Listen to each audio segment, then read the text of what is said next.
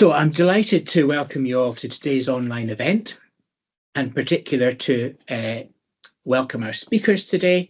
And I'm very pleased to have a good variety of speakers for you. I'm going to start with introductions. First of all, myself. I'm Lord Ericht. I'm a judge in the Court of Session, and I'm judicial lead for the Upper Tribunal of Scotland. And this jabs round is close to my heart, as I started off my judicial career as a chamber president, a fee-paid president, and I was the founding president of the Tax Tribunal. But today I'm here to represent Lady Wise, who's the president of the Scottish Tribunals, who's unfortunately no longer able to chair today's event. The chamber president role is of crucial importance in our legal system in Scotland. Tribunals are a key part of how we deliver justice to the people of Scotland. And the breadth of tribunals is demonstrated by the chambers we're going to be talking about today. Business activity, the economy, and the work of local government are underpinned by the resolution of local taxation disputes. The support of vulnerable members of society is underpinned by resolution of social security disputes so that the right person gets the right benefit. And the chamber president is key to all of that. Now, of course, a chamber president will be involved in hearing and deciding cases on technical points of law. But the role is more than that. You will be involved in setting the direction of your chamber. You will be the face of your chamber to stakeholders and to government officials. And you'll be in at pretty much the ground floor, given how new the current tribunal system is. You'll be in pretty much at the ground floor of building a strong and efficient tribunal system for the future. And in all of that, you will have the support of your fellow presidents and the president of tribunals. And I must say that having seen the way that they all work together and support each other, that sort of collegiality and friendliness will be a real bonus in doing your job as chamber president. So all in all, it's an incredible opportunity for combining your legal talent with public service. But that's enough from me. Let me tell you about the other people you hear from this afternoon. We have with us President Dunsmuir of the Health and Education Chamber, who will provide an overview of the Scottish Tribunals and the role of chamber president. And we also have Emma Marriott, who is a lay board member at JABS, and she'll share some insights about the JABS appointment process, along with President Dunsmuir. Lastly, we'll have time for a Q&A session at the end, led by Lindsay Montgomery, the chairing member of JABS, and the panel chair for the chamber president recruitment, and we will answer any questions that you may have. Now, you can begin by submitting any questions at all through the MS Teams chat function. And after the online event, we'll publish the Q&As and any questions we don't get to today and share an anonymous survey, which we'll invite you to complete to help with JAB's ongoing improvement and development. So let me hand you over to our first speaker, President Dunsmuir. Thank you very much, Lord Ericht. I'm very pleased to be speaking to attendees in this very warm evening. My job at this part of the programme is to give you an overview of Scottish tribunals. So in Scotland, there are tribunals which sit within the Scottish Tribunals structure, and there are those other tribunals who don't sit under the Scottish Tribunals structure. And for example, that includes the Mental Health Tribunal and the Pension Appeals Tribunal in Scotland. The Tribunal Scotland Act, the 2014 Act, establishes two tribunals, the First Tier Tribunal for Scotland and the Upper Tribunal for Scotland. The First Tier Tribunal for Scotland is a first instance jurisdiction. It's organised into a number of chambers, having regard to the different subject matters falling within the First Tier Tribunal jurisdiction and any other factors relevant to the exercise of the First Tier Tribunal's functions. There are presently 6 chambers in the First Tier Tribunal for Scotland, and this competition is for 2 of those chambers, the Social Security Chamber and the Local Taxation Chamber.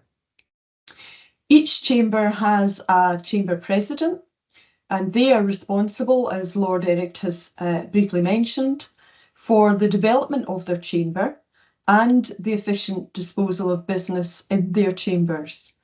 They're also responsible for the composition of tribunals, for member training, member review, and member welfare.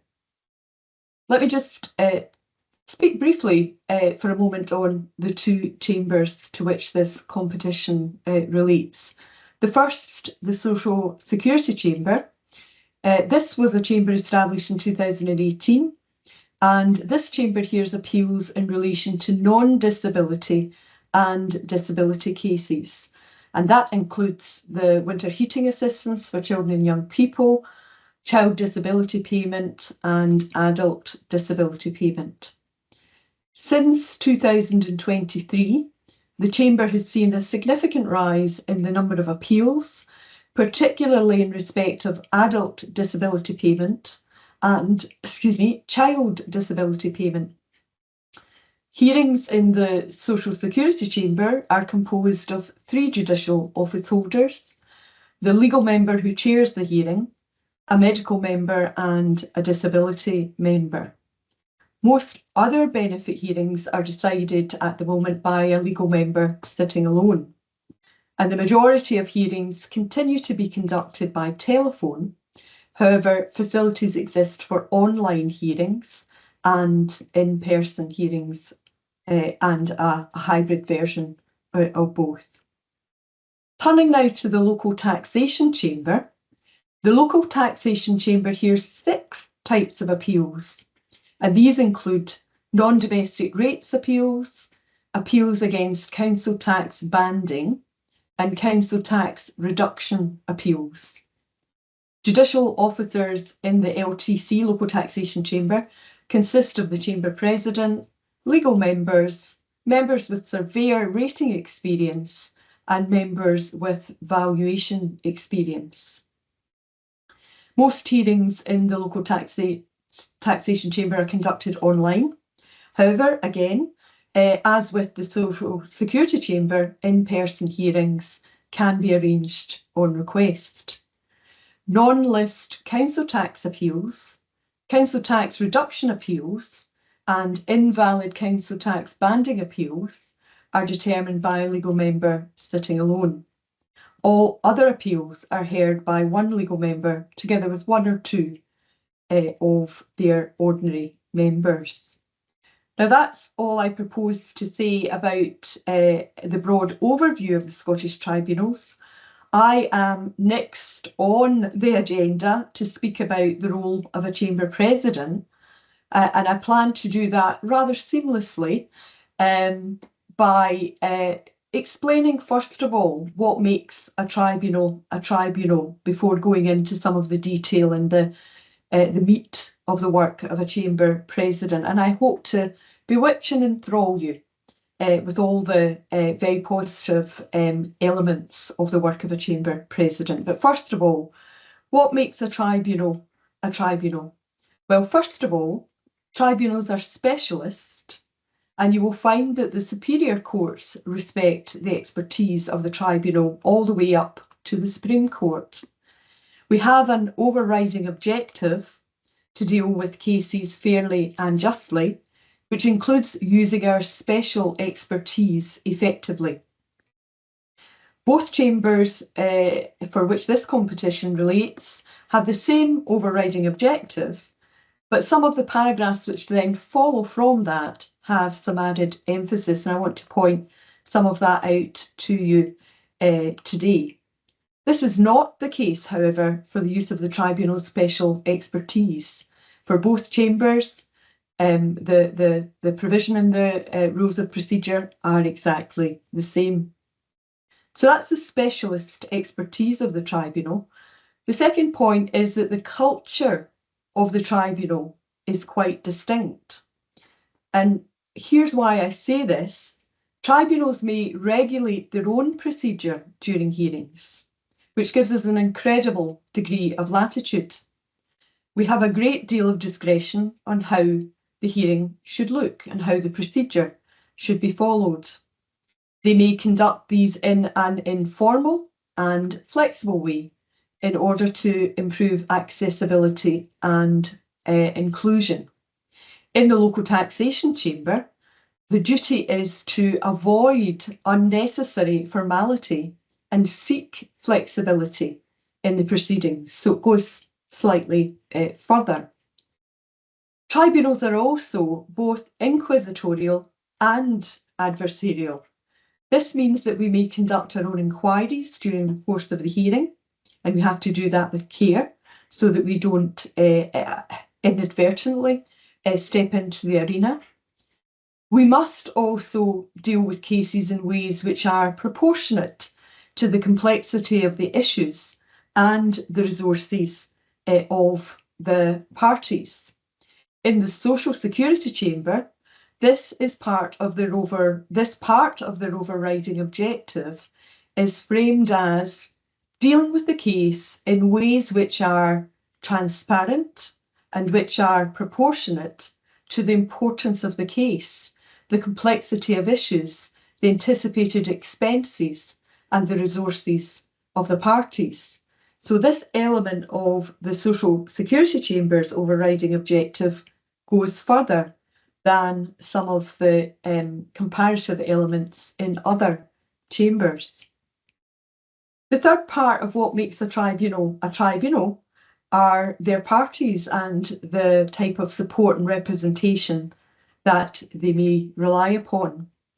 Some tribunals will have no more than 2 parties, whereas others may have 3 or more. Parties may be vulnerable for a range of reasons, and Lord Ericht has mentioned that in his introduction. Some of those reasons may be as a consequence of the party's age, and that could be where there is a child party or an elderly party. Some parties may be vulnerable by reason of their health. That could be their physical health, their mental health, or a combination of both.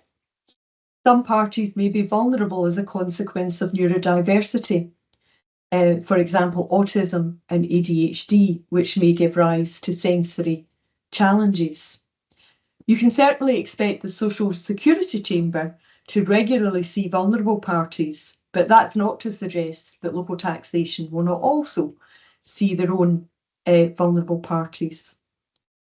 Parties in both chambers are entitled to have a supporter present at tribunal hearings, and they're entitled to representation, whether legal or not.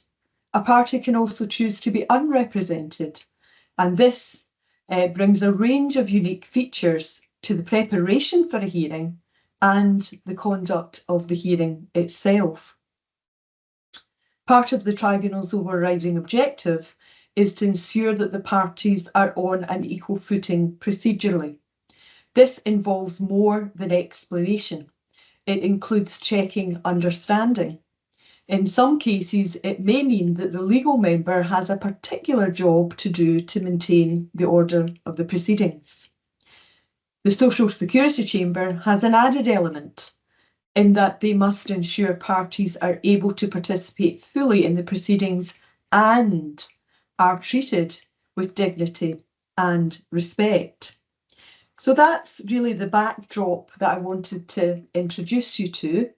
And part of the reason that I have spent some time explaining some of the challenges that may arise for the legal member is because the chamber president, as well as presiding over their chamber, they may also sit as a legal member in any case in their own chamber.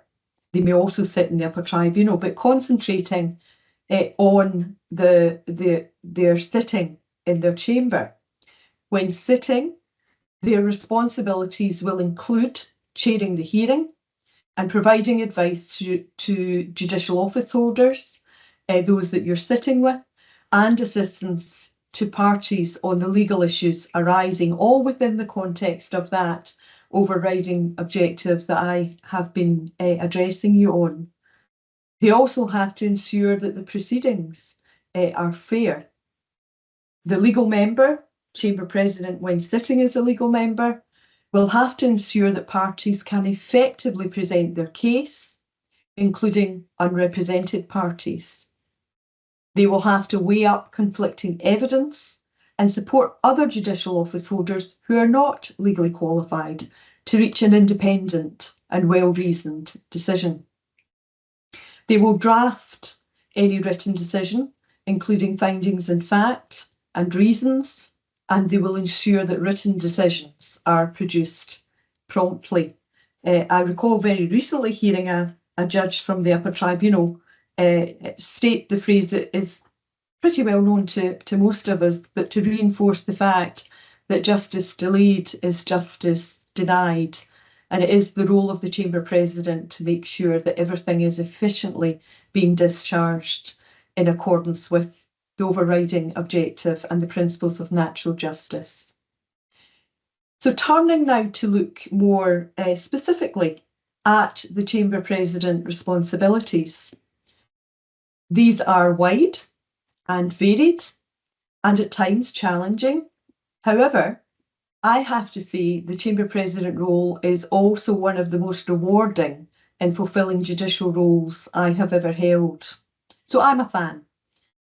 The Chamber President will set the tone and the atmosphere in their chamber. You hold a position of considerable influence, and you can expect your knowledge and expertise to be highly regarded. You have an opportunity as an ambassador for your chamber to not only share about the chamber, but to share the character and culture of tribunals generally and the specific focus of each of your chamber jurisdictions.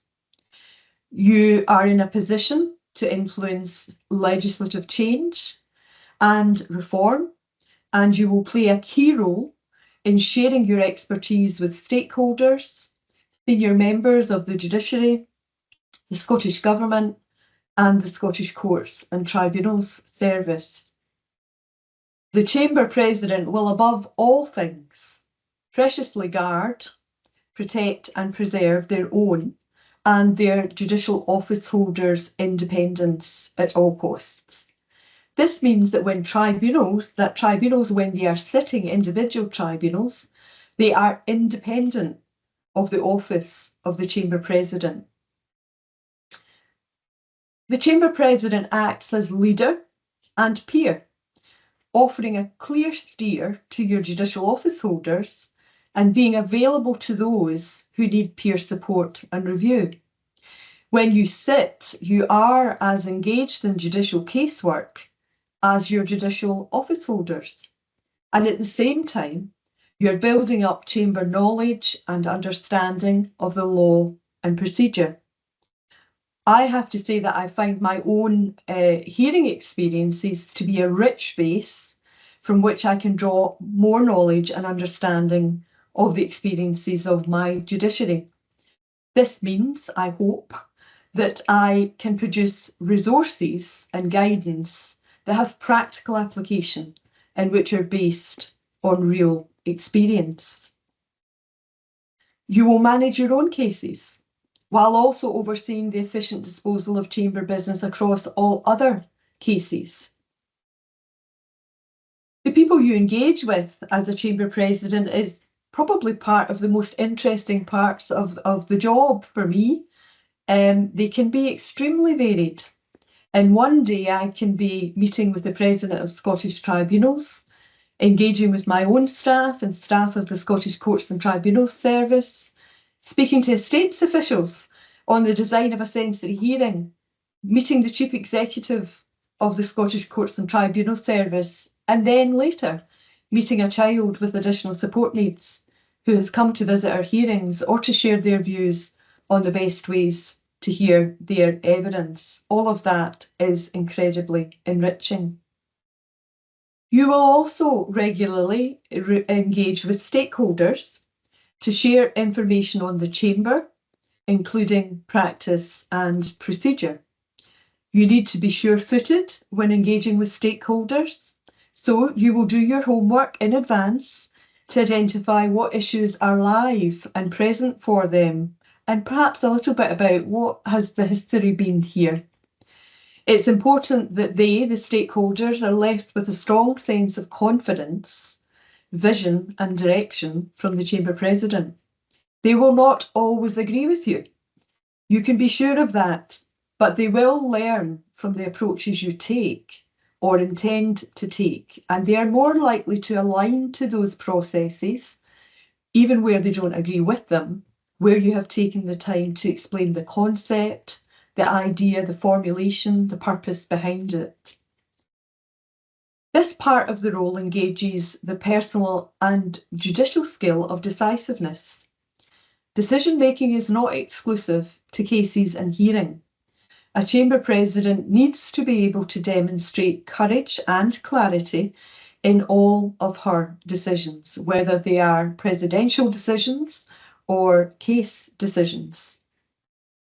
I mentioned earlier that you are very autonomous, and the beauty of the role is that very autonomy.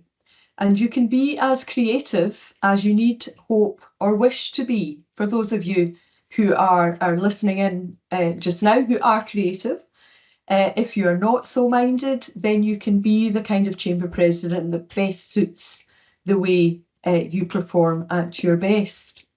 If you are a visionary, there's a place for this. In my own chamber, the Health and Education Chamber, this has included improving child-centred justice and developing inclusive hearing environments in our sensory hearing rooms. Collegiality is also a very strong measure of a healthy chamber, and it's the job of the Chamber President to both demonstrate collegiality and to practice it, as well as speak it. This starts by getting to know your judiciary. I have drawn from my own judicial office holders' specialist experience to develop guidance for the Chamber, which is well informed and tested. I have harnessed their expertise in the development of the Health and Education Chamber website, including information and applications which are tailored to 12 to 15-year-old parties.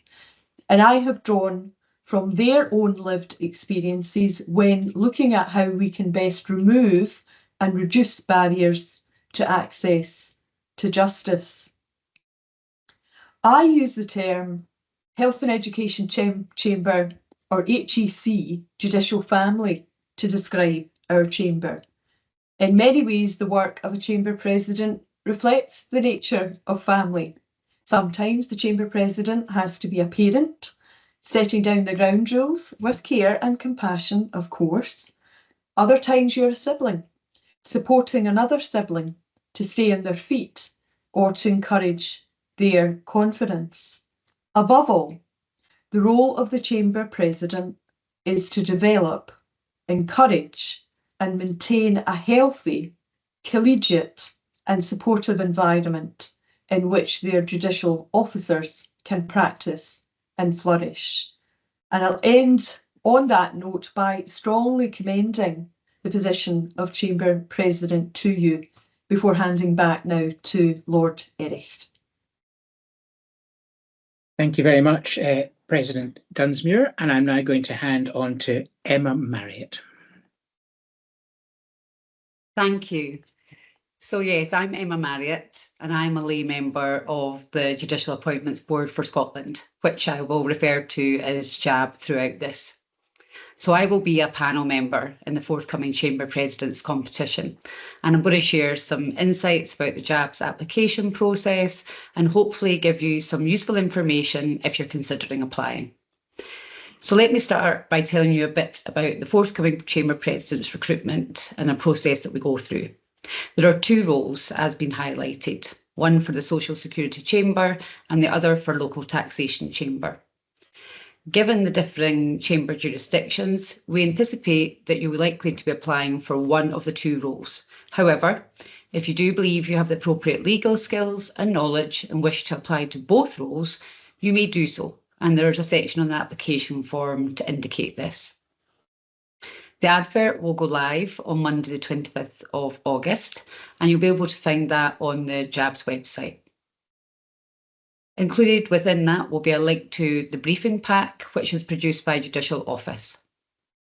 There's also a guidance note from JABS giving more information and explaining all the stages of the recruitment process.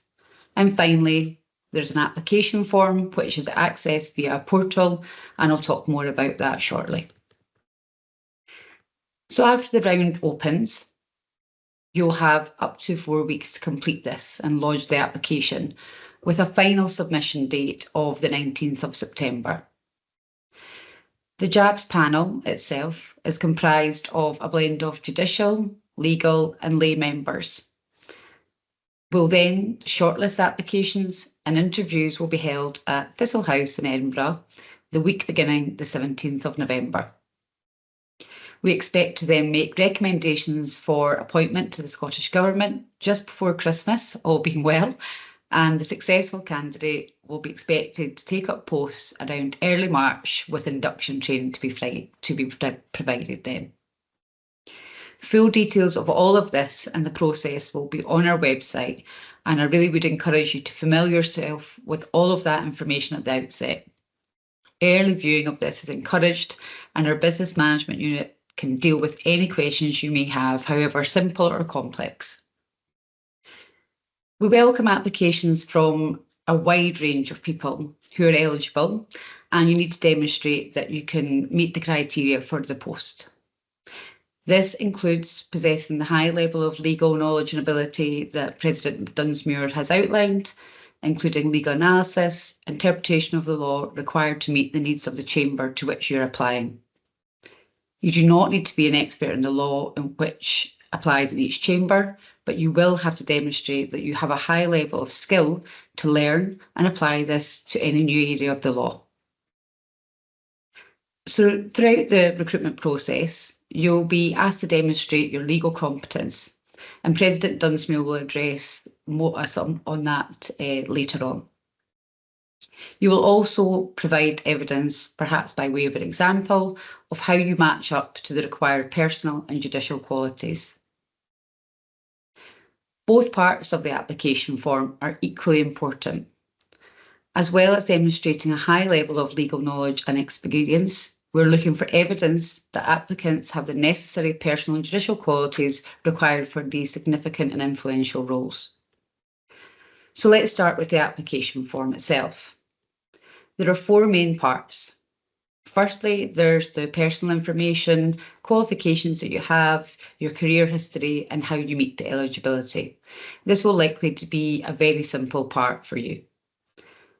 The personal statement, well, this is a larger undertaking, and here we wish to understand why you believe you're suitable for the role, and to tell us which aspects of the role that you might actually find most challenging, and how you might address any gaps in your knowledge or learning at this point. Then we'll have some questions about your good character and conduct. And finally, the self-assessment, which is in the 2 parts, legal competence and the personal and judicial qualities. So starting with some practical advice about completing the form. Time and time again, we hear of the considerable time this can take. So please do ensure you give yourself enough time to review, reflect, think about what we're asking, and then to complete your application. This really is not something that you can easily complete in an evening, and we hear repeatedly that applications take much longer than they anticipated. My advice, therefore, would be to approach the form perhaps in sections, maybe dealing with legal competence on one occasion, then returning to it, complete the personal and judicial qualities section, and setting aside another period of time to ensure you have all the supporting information and evidence we are asking for. I'd also recommend returning to your draft application after a few days before you submit it with a fresh pair of eyes to ensure you have covered all the things we're asking of you. Make sure you proofread your application to avoid any unnecessary typos or poor grammar. It can happen. Please Often in the application form, the spell check may not work. Please do try to do that in a Word version, for example, so that you're checking all your spelling, and then you can add it into the application form itself. If you are using abbreviations at any point, please make sure that these are explained the first time they are used. Although your legal and judicial skills and experience are tested by judicial and legal members of the panel, the lay members will read the whole application. So the explanation around abbreviations really does matter. Your application provides some proof of your communication and written skills, so do take as much care as you would do when preparing a legal document. The applications are submitted via a secure portal on our website called GetGot. So when you do see the link on the website, you will be transferred to another area, and you can save your application in progress and return to it as often as you need. The guidance note on the website will give you more detailed information about what we need from you. Please do read this first and thoroughly before you start, and reread any relevant parts when completing each section of the application. When completing the personal and judicial qualities, you may include one or more examples to demonstrate how you meet the criterion. If you do use more than one example, please make sure you provide enough detail within the word count for the panel to assess. Too many examples sometimes can mean that there is less appraisable detail, so do have this in mind when choosing how best to provide your evidence. Make sure you read carefully what is required for each criteria in the application. We need to know about what you have actually done in a particular scenario. It's really not enough to say, I have always done something, or I've been known to be strong in this particular area. We're looking for the evidence of what you've actually done in a specific situation. And please avoid providing just a summary of your job description. Throughout the form, I'd encourage you to be open and transparent about any gaps you might have in your evidence. Demonstrating self-awareness and insight is indeed a strength. And if you can show that you've thought about how you might bridge these gaps, or indeed show what steps you've taken so far, then all the better. There is a natural tendency, quite understandably, to want to share examples where you have successfully achieved something. But sometimes examples that don't have a positive ending can really demonstrate evidence of strength, particularly if you can show that you've reflected on why the situation might have turned out the way it did. I mentioned the personal statement earlier. This really is important. We're asking you to tell us why you think you are the most suitable candidate for these roles, as outlined in the role profile, and what you would consider to be the most challenging aspects for you and how you would address this. We're looking for depth in this answer that shows us that you've really understood what the role is about and how you can show us your skills and experience match what we're looking for. If you see a particular aspect of the role that could be challenging for you, it's helpful to acknowledge that and go on to tell us what you would do or have already done to address these gaps. We'll go on to the interview stage now. So let's assume that you've managed to be successful and get through the application stage, and you're now shortlisted for interview. So again, it's all about timing. Please make sure you devote the appropriate amount of time to preparing for your interview.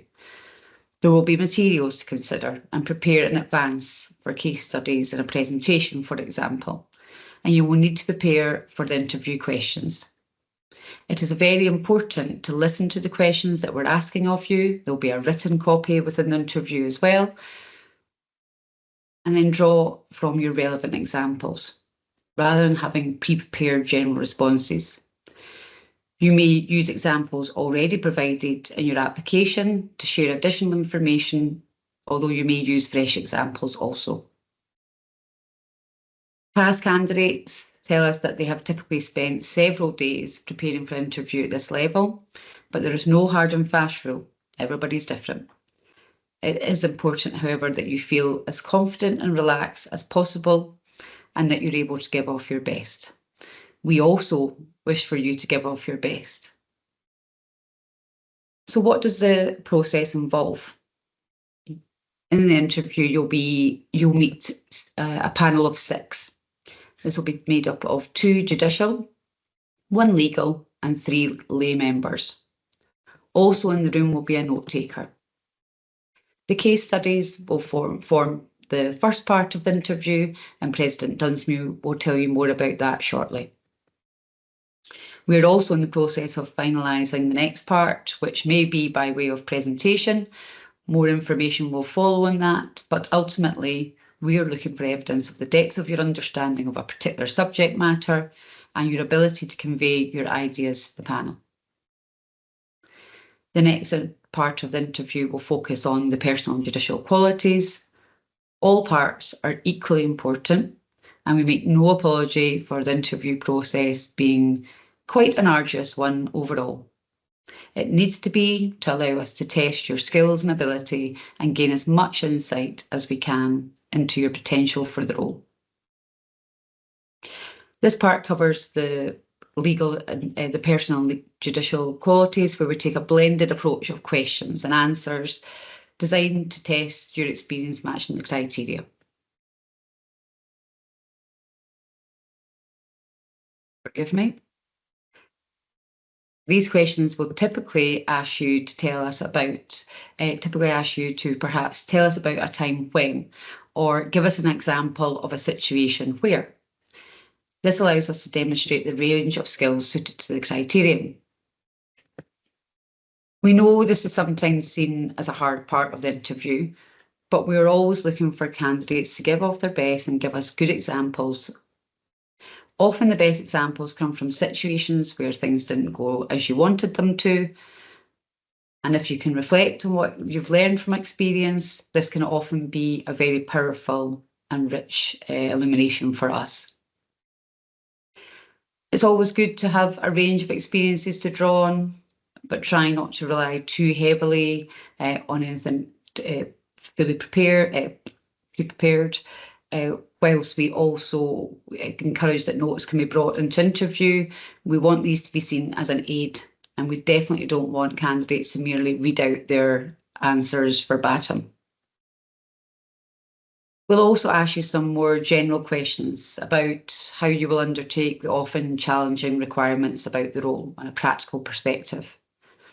We'll explore with you about how you'll organise yourself personally to cover the jurisdiction, with a reminder that the Chamber President of Local Taxation is based in Bothwell House, Hamilton, and the Chamber President for Social Security Chamber is based in the Glasgow Tribunal Centre.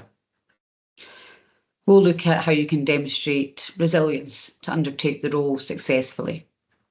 And finally, we'll ask you about any character and conduct issues we need to be aware of, and we will confirm your understanding of the Judicial Code of Ethics and how you'll comply with that.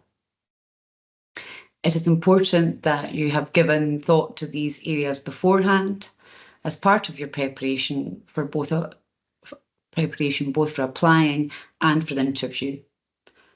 Clarification will also be sought that there has been no changes to your declaration at the time of interview. We do recognise that interviews can be extremely daunting, and often the most experienced people feel under considerable pressure, as we're often not used to interviews or talking about ourselves. But please do understand that as a group of 6, we really want to put you at ease. We want you to perform at your very best. So our final thoughts. It perhaps seems obvious to state, but remember that this is a competitive process. We expect a number of applicants. And whilst your applications will be assessed against the criteria, it will also be considered alongside other applications. So you need to give yourself the best chance to set yourself apart from others. So in conclusion, ask yourself, are you ready? Having listened to everything today, how well do you understand the role for which you are applying? How would you make the role work in practice if you were appointed? Are you able to commit enough time to the process to do the application form and interview justice? Have you thought about if you'll truly be a good fit for the role? And what will you bring? What will you need to work on? Can you demonstrate in your application form that you've really thought about these things? What steps have you taken to address any gaps? Are the examples and the information you've chosen, do they give the very best to illustrate how you meet the criteria? And are they relevant? We'd really like to thank you for your interest and hope we will receive your well-considered and thoroughly prepared applications in due course. Thank you, and I'll pass you back to Lord Ericht. Thank you. Now, I think the next person to speak to you is President Dunsmuir. I think you have more to say at this point. Is that correct? Yes, thank you. Thank you. I'm pleased to say that I'm going to be reinforcing a fair amount of what Emma has just shared there, but I'm going to be doing that from the legal perspective. And I should add that I too will be a panel member in this competition. So what I want to do now is spend a bit of time on the legal aspects of your application and the legal element of the interview. The application, as you've just heard, is split into different sections. I'm going to cover the legal parts of the application. And the first thing for you to note is that while the panel comprises 6, 3 of those are judicial and legal, and it is the judicial and legal members who will assess these sections. The lay members will read these sections, but they will not assess legal skills. They may, however, use the information provided in your written work to help in the assessment of other skills like communication. When it comes to the self-assessment part of the application form, looking at legal, we are assessing your knowledge, interpretation and application of the law.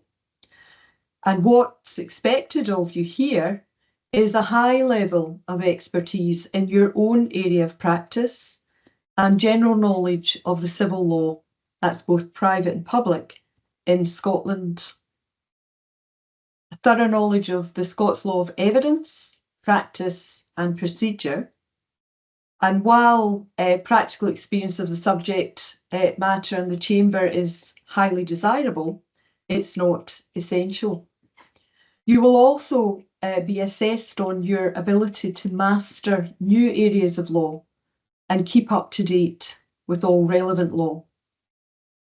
And then your ability to analyse and interpret complex evidence, case law and statute, and the ability to apply the law in unfamiliar areas. And then finally, your ability to analyse complex and challenging legal problems and reach clear and well-reasoned decisions applying the law correctly. Now, I just want to emphasise again that as a chamber president, you will preside over the work of your chamber, but you will also sit.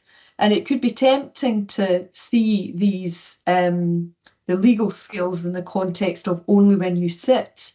But of course, the role of the chamber president is to provide guidance, information, support, direction, peer review to members. And so all of these elements of knowledge, interpretation and application apply to the work of the president when presiding, as well as when sitting. You will be asked to provide evidence of your legal skills and your experience in the application. And this is your opportunity to share your expertise, your experience, and the breadth and depth of this. Do yourself the strongest service. Make sure you spend sufficient time, reflect, draw together your thoughts before you put anything down in the application. What best illustrates your work, your experience, your expertise here? Emma's already said, and I'll reiterate it, don't give us a job description. give us a description of the situation, the context, your role, your contribution, and the skills and knowledge you used, as well as the outcome. And I also very much agree with Emma that it's not always the best outcome that it gives us a strong assessment of skills. Sometimes the person that didn't have the most positive outcome, but has used this as a self-reflective tool, is able to demonstrate a high level of skill. So be thoughtful about where you're going to concentrate your focus here. You may include examples to support your evidence, but please do remember that context is important. Tell us about your knowledge and then give us the example if you wish, which provides the more rounded picture. I agree also with Emma that if you're going to rely on multiple examples, you run the risk of foregoing the level of detail that might more properly express the depth and extent of your expertise and experience.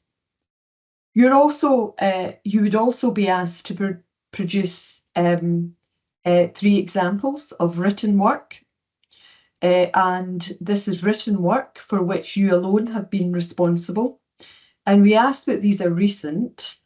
When I was preparing for this afternoon, I was remembering one of my most favourite decisions, which I wrote in another tribunal in 2008. And I think it's one of my best decisions, but I realised that it's so out of date that I can never rely upon it anymore. So think about recency and clearly show, select written work that's going to clearly demonstrate the legal competence criteria. You'll want to provide your best pieces of work, ones that demonstrate your ability to write at the level consistent with the position, and one which demonstrates your legal analysis and interpretation skills. And I want to finish now by thinking about the interview itself. Emma has mentioned that there will be a case scenario, and well, there'll be more than one case scenario, but when it comes to the assessment of the legal case scenario, again, the judicial and legal members of the panel will assess this response in the context of your legal skill, but the lay members will be listening carefully and considering how you respond, and will take this into account when assessing your communication skills. And just really one last thing to say on that.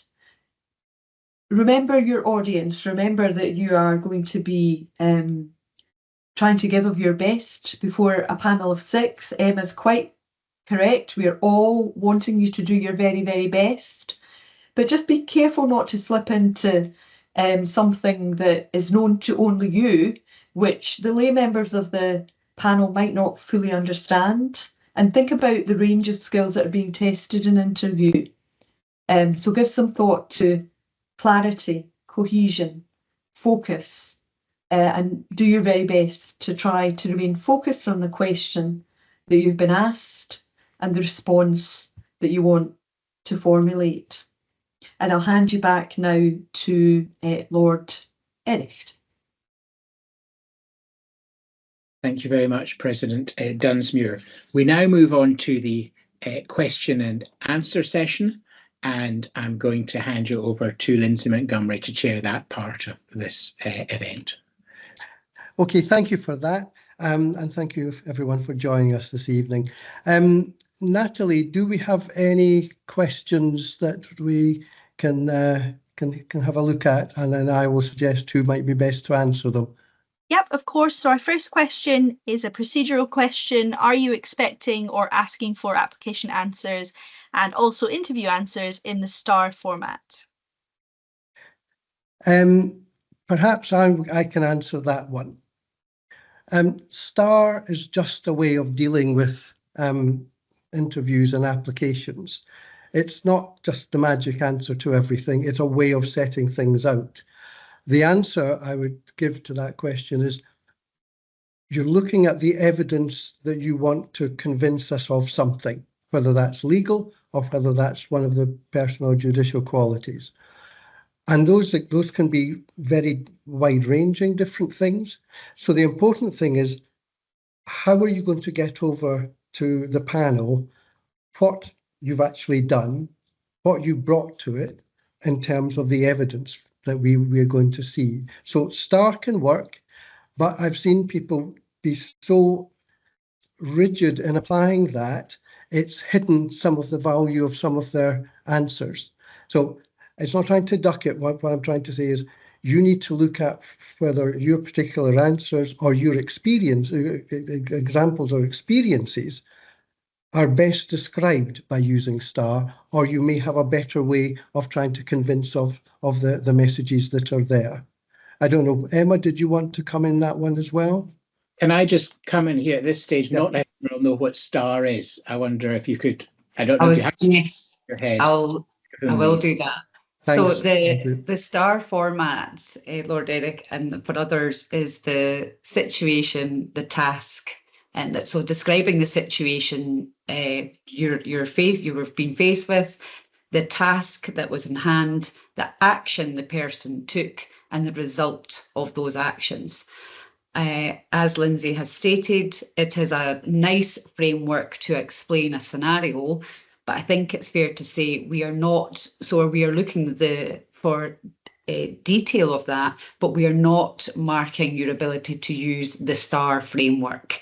I think that we're not going to be assessing your application thinking, well, they've not described the situation in those words. We've not said, what is the task? We are not looking at, well, they've not told us specifically the action. However, that is a nice methodology to set out your answer. It gives us an ability to be able to understand what you're facing, what you did, and what the outcomes are of the things that you did. That's a very good methodology for anyone to use in an application. It is like the way of evidence. It's an ability to demonstrate what you've done, and that's what we're looking for. But no, you do not have to say, and I think in our opinion, that it must be situation, task, action, result. I hope that's helpful.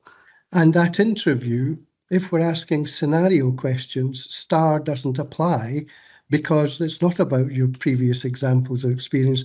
We'll be putting a scenario and asking you to give us your views of them. So it wouldn't fit there at all.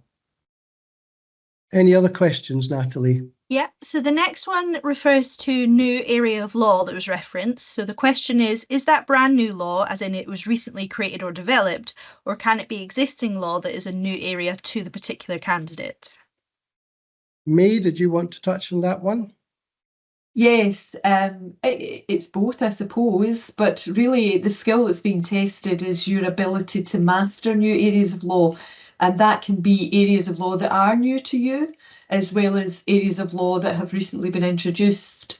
So I think it's both, but I think the important point for the person that's asked this question is that can include existing law that is new to the candidate, and you will encounter that. But just when you think you're bang up to date and you know the law of your chamber, the Scottish Parliament will introduce a new act to commence in a month. And so there's also that side of new law. Natalie? Yep, so the next question has two parts. So the first part is, when submitting written work, such as written judgments / FFRs, I'm not familiar with the acronym, sorry, are we assured of confidentiality? Because even if anonymised, it is still possible sometimes to join the dots and identify a person.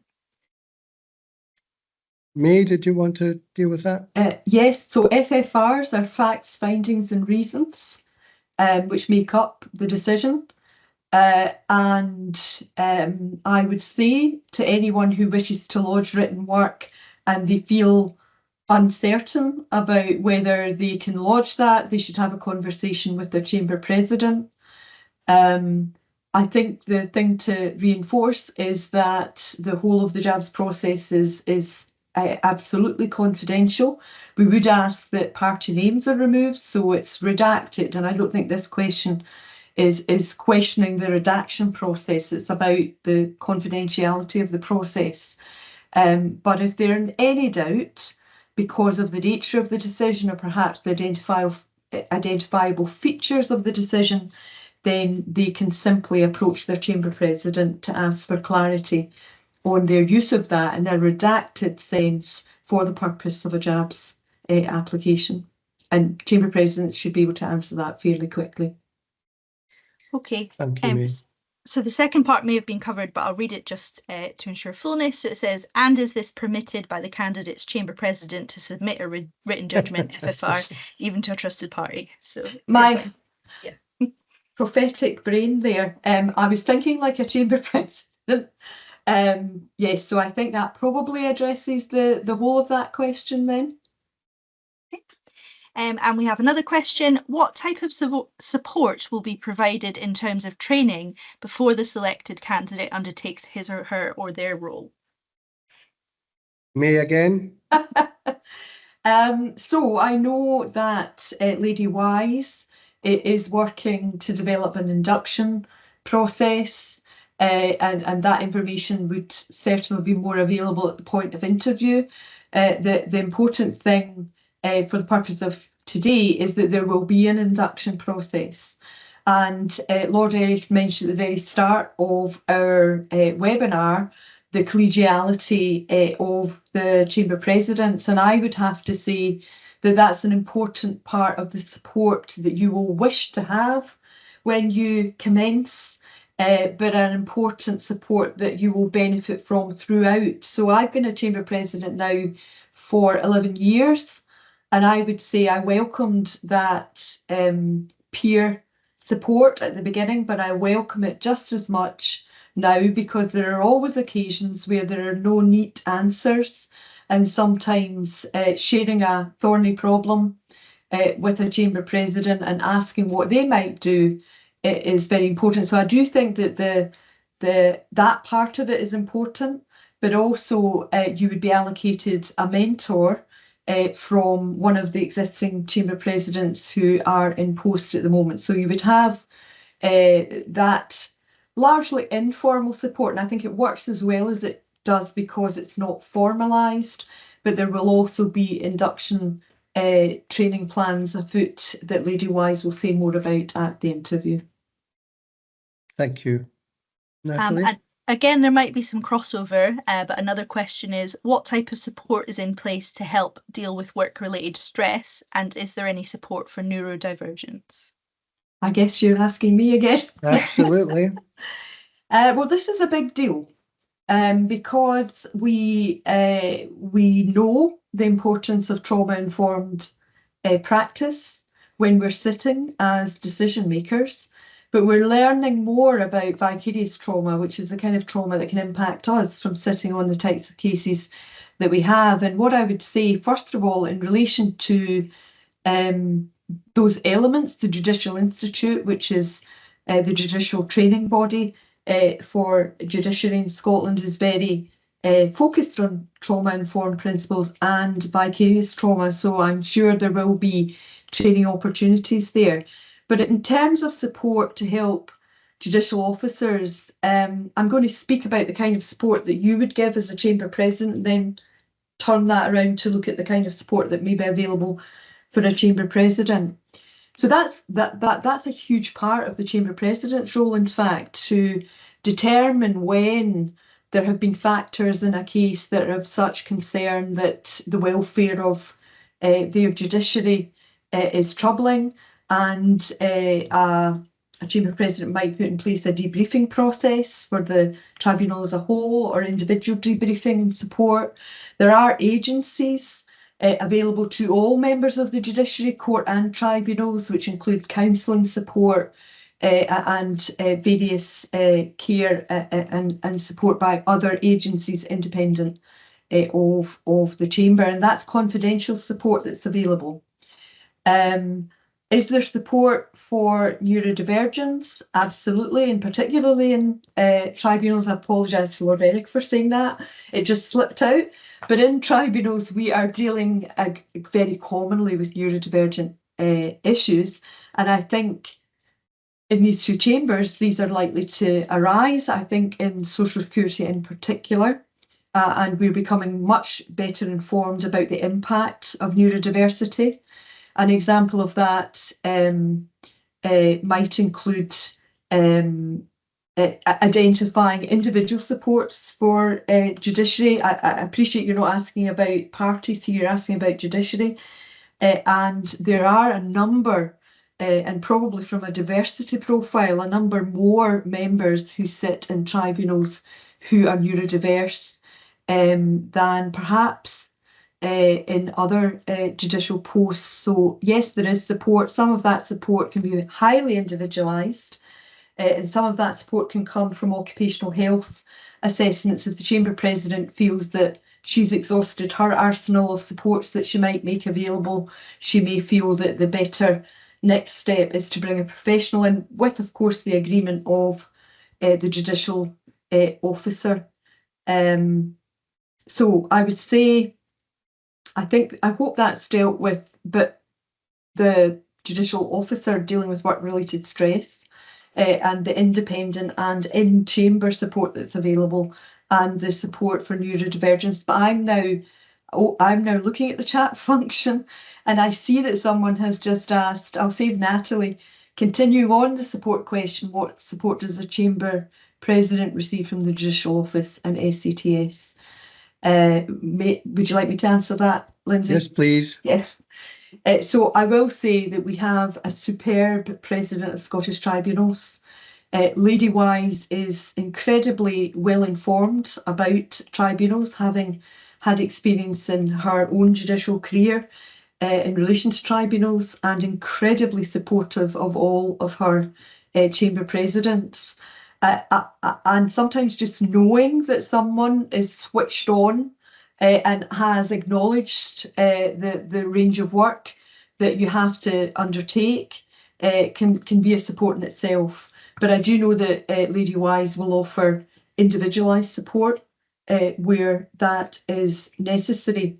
The Judicial Office and the Scottish Courts and Tribunal Service exists to support the judiciary in Scotland, courts and tribunals judiciary. But looking just at tribunals, you can expect to be able to contact the Judicial Office for unusual things or usual things. And we have access to the Parliament House Library to try and unpick some thorny questions. I have to say that in the past, the Lord President has been prepared to offer an opinion to me on a thorny issue of law, which has saved me a lot of money instructing counsel. But that's the degree to which our infrastructure acts to be supportive. Our new Lord President is very committed to the work and the development of tribunals, and I can only I am certain that what we might need, he would very much be supportive. The Scottish Courts and Tribunals Service, they provide the administrative support. They're the ones that do everything that goes on in the background, all the cogs and wheels that takes to make a hearing go live. If you've ever watched, you might be watching the current murder case that's just been showing in terms of a High Court case, the vanishing cyclist, I think it is. You see the front face of that. What you don't see is all the enormous work that goes on in the background. And I have to say that staff of the SCTS are enormously supportive. They do look to the Chamber President to provide guidance and steer. They do need to understand how to, for example, manage a child party. That won't be within their usual ambit of experience, so you will have to explain what your expectations are. But I do think that their appetite to do things well is really commendable. They are very energetic and very committed. They take great pride in the chamber, and they see themselves as part of that chamber, and that family, as I refer to, I think includes staff of the SCTS. So a great deal of support is available to the Chamber President. May, could I ask you maybe to say what direct support the Chamber President has for administrative things? I know you have someone, yes, and I think that's an important part of making your burden bearable. Yes, so at my office, as I would use the term, is made up. So I have staff that provide casework support, clerking support, scheduling support. That's what will happen in every chamber. But my office is made up of 3 people, actually. Myself, my most senior tribunal judge, and I use the term in-house legal member, and my executive assistant. My in-house legal member takes the lead role in some judicial delivery of work, and my executive assistant does 2 things. She will provide me with administrative support in a range of guises, but she also takes responsibility for member liaison, which means when communication is going out to members, it always goes through Lindsay Brown. I say Lindsay Brown because you're, of course, a Lindsay, and in my office we keep saying, which Lindsay are we referring to? But my Lindsay Brown, plays a very effective and efficient role in making sure that communication channels are as they should be. She describes herself as my eyes and ears, and I think that's a pretty fair description.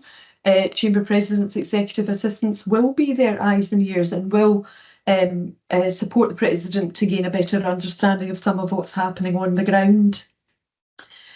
So that's the office of the Chamber President. Natalie? No further questions. Okay.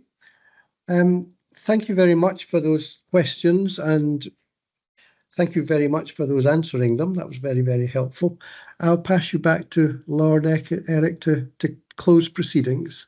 Thank you very much. Well, the speakers need to be thanked not only for their answering of the questions, but also for their presentations. So thank you very much for giving up your time to benefit us all with these. Thank also to all of you who have attended this today. We hope to receive your well-considered and thoroughly prepared applications in due course, and do look out for the advert, which is going live on 25th August of 2025. And final thanks to Judicial Office for their support in running this online event. So we'll now draw this evening to a close. Thank you all very much. Thank you.